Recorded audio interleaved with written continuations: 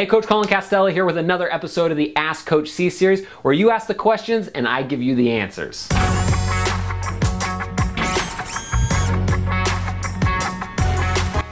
right, so question number one comes from Ali Imran, and he wants to know, my coach yells at me when I do the hop step. He says it should always be a 1-2, and he says I have bad footwork.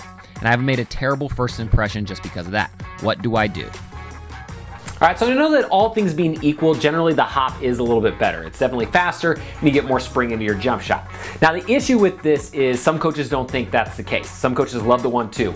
When I was in high school, my coach loved the 1-2 shot and I wasn't allowed to shoot a shot unless I had that time to do the 1-2 step. So here's the issue. You can still shoot off of the 1-2, and if your coach, if that's what they really preach, you're gonna have to practice it. But that's not that big of a deal. Just because to be a great shooter, you wanna practice all different types of footwork.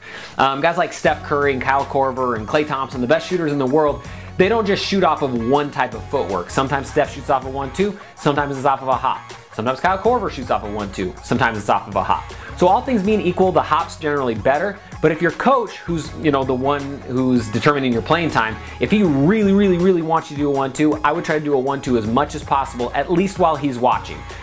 He's not gonna be your coach forever. At a certain point in time, you're gonna move forward, and for the most part, you're gonna have a coach that's really results driven. If you're knocking down shots with the 2-footed hop, they're probably not gonna change anything. So, I would work on both, for sure, and then I would try to do more 1-2 if he's watching, because ultimately he's the one controlling your playing time. All right, next question comes from Aaron Collins, and he wants to know, how can I make free throws under pressure? All right, so this is a really solid question, and it's one that a lot of players have. Once that kind of pressure situation happens, a lot of times it becomes very difficult for players to hit shots, especially at the free throw line. So there's a couple kind of main keys that I like to talk about when hitting clutch or pressure free throws. So the first key is you want to find your target early. A lot of the players, once they kind of get in that pressure situation, they get up in their head, they're kind of focusing on their mechanics and everything they need to do, and they forget to aim the basketball at their target. So they might do their routine, and their eyes stay down, and then as they bring the ball up to shoot, their eyes come up and find the target. And just like any shot, the longer you aim at it, generally the more accurate it's gonna be. So number one, you wanna make sure that you find your target and don't forget about it. Okay, number two, I really like visualization. And that's where you're focusing on the positive aspects that you want to happen, or the positive outcomes, and not the negative outcomes.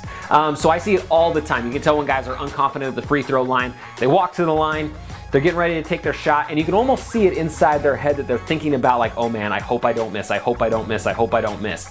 And if you walk to the line with that sort of mentality, the odds are that you're probably gonna miss. So one thing you can do instead of that is visualize and think about what you want to happen. So when you walk to the line, think about, in your brain, think about that perfect release, the ball flying through the air and then waxing nothing but net. So you want to visualize the positive side of things. That way, once you get up to the line, you're ready to just shoot your shot and you're good to go, instead of kind of thinking and having that anxiety. Okay, so try to focus everything out, visualize, find your target early, and those are probably the two main things that are going to help you hit clutch free throws under pressure. All right, so the next question comes from Marcus Manguia, and he wants to know, how can I stop shooting from the side of my face? Does anyone know? Solid question. This is one that a lot of kids have when they're shooting the basketball.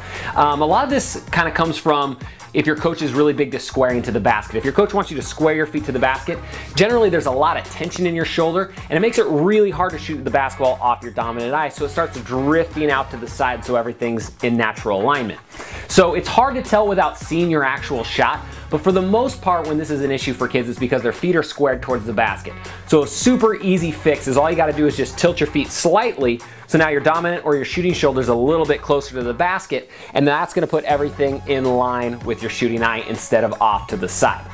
This is a correction that you're really gonna wanna do, because anytime you're shooting with the ball off to the side, it's not in line with your eyes, right? If you were gonna shoot a gun, let's say, you wouldn't hold it off to the side of your body and shoot. Makes it that much harder, right? You want everything in a line going straight towards the basket. So I would highly recommend tilting your feet just slightly, and that's probably gonna fix your problem there. Now, from there, it kind of depends on where you want to put the ball in your quote-unquote set point, where it comes up and starts going towards the hoop. So some people like it kind of in the middle of their face, some people like off the right side or just off of their dominant eye.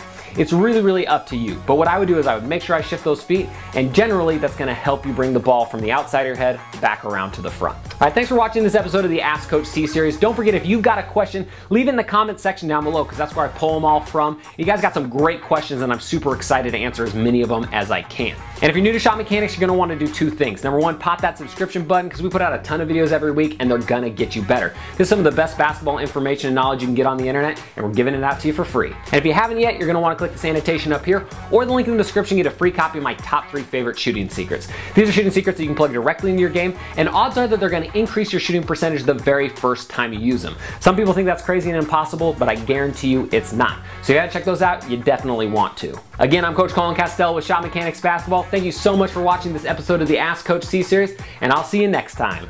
Splash on.